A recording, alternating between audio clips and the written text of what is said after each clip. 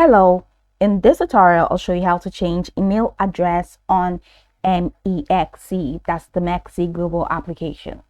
Now, the first thing I'd like you to do is to launch your MEXC app, which of course I have done right here. Now, the next thing is, how can you download the MEXC app?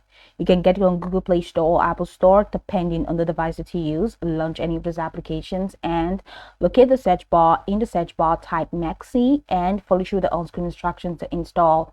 Of course, after installing the application, it's going to take you right into the sign up page for MEXC.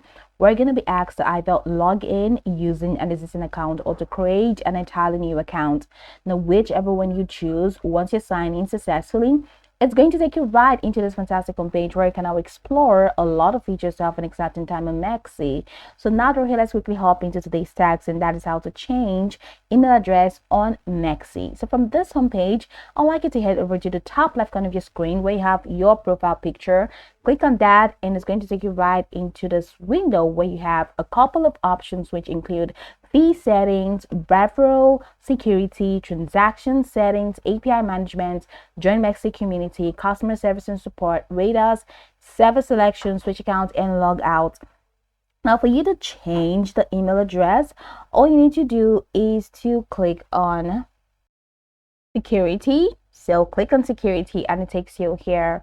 So now that you have your email verification, okay, so here we have email verification, right? Click on that, and once you click on that, it should take you to a point where you can now enter your new email address and your verification code. All right, but then I will not be able to use this feature because I'll not be able to change it because I need to get my Google Authenticator. I need to link my MEXC app to Google Authenticator, or I need to verify it via SMS Authenticator, which I pretty much kind of do now. So let's say after you've done any of these steps and you head over here, you click on email verification, click on that, then you will be able to enter a new email address. So just follow through with the prompt, enter a new email address, and then get your new verification code, verify your new email, and you'll be good to go. So this is pretty much it. You can go by the tutorial from top to bottom to get acquainted with the steps, and once you're done, you will be good to go. I hope this tutorial marvelously helped your search.